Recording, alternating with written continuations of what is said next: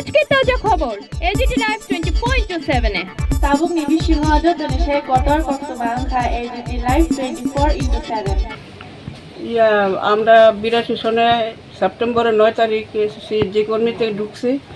ঢুকার পরে আমরা অত 50টা বেতনে ঢুকছি। আমরা 7,000 লাস্ট পর্যন্ত 2025-এ আমরা অক্টোবর পর্যন্ত আমরা দিচ্ছি এই বেতনটা। দেওয়ার পরে নভেম্বরের 1 তারিখ থেকে আমরা বাদ দিয়ে দিচ্ছি। আমরা কি করে চলি?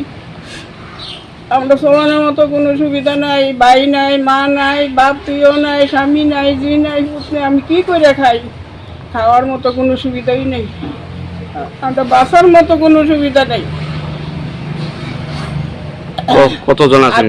আমরা 737 জন আমরা সিজি কর্মী আছি সারা ত্রিপুরা রাজ্যে। সবাইকে ছাড়াই করে দিছি। সবাইরে ছাড়াই। আপনারা ডাইরেক্টরের কাছে? আমরা ডাইরেক্টরের কাছে দরখাস্ত দিছি। দেওয়ার পরে তাই একটা সিল সই দিয়ে আমরা কিছু পয়সা টইছে না, আমরা পয়সা কিছু পয়সা না, আমরা সিল সই দিয়া দিছে।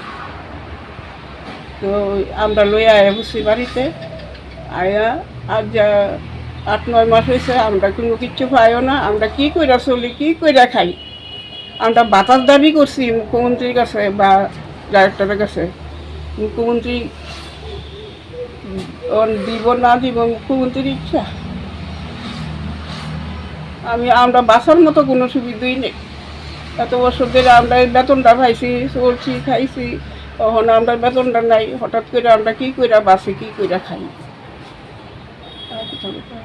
আপনি কোনটাতে কাজ করতেন? হাসপাতাল মানে এইখানেও কাজ করছি, রিপোর্ট জমা দিছি। চরিলাম উপস্বাস্থ্য কেন্দ্রে আসলেন আপনি? চরিলাম উপস্বাস্থ্য কেন্দ্রে আসলাম। আপনার নাম কি? থেকে বিশালগড় জমা দিছি রিপোর্ট। আপনার নাম কি?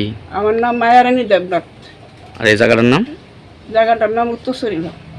তো আপনারা মুখ্যমন্ত্রীর কাছে ভাতার দাবি করতেছেন? মুখ্যমন্ত্রীর কাছে ভাতার দাবি করতেছে।